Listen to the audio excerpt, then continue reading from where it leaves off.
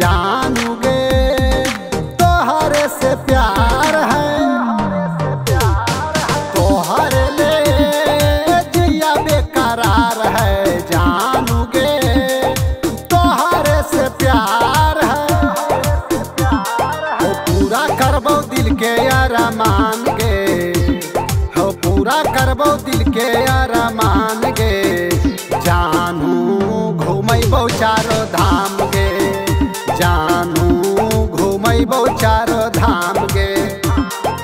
दिला बेसली है हमर नाम गे, जानू घूमैबो चारो धाम गे, जानू घूमैबो चारो धाम गे।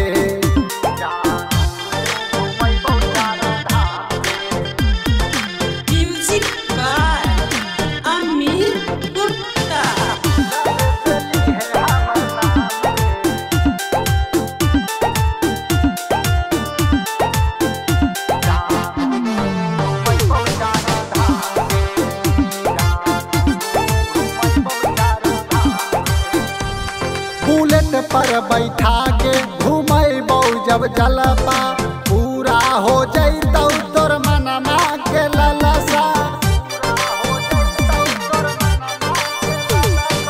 जिलबे में हकय सुख धाम के मंदिरिया, सावन में लागो है जलसा गे। चेहरा पर अइतौ मुस्कान गे, चेहरा पर अइतौ मुस्कान गे। जानू घूमैबो चारो धाम गे, जानू घूमैबो चारो धाम गे।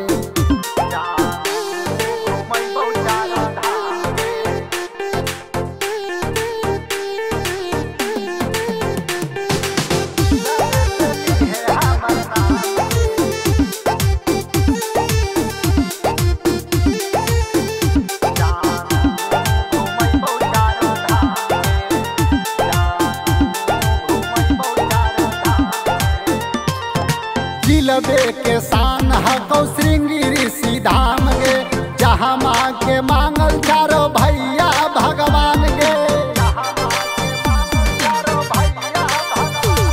अमन विनोद कहौ साचे साचे बतिया, जिलबे से करी है बाबा के प्रणाम गे।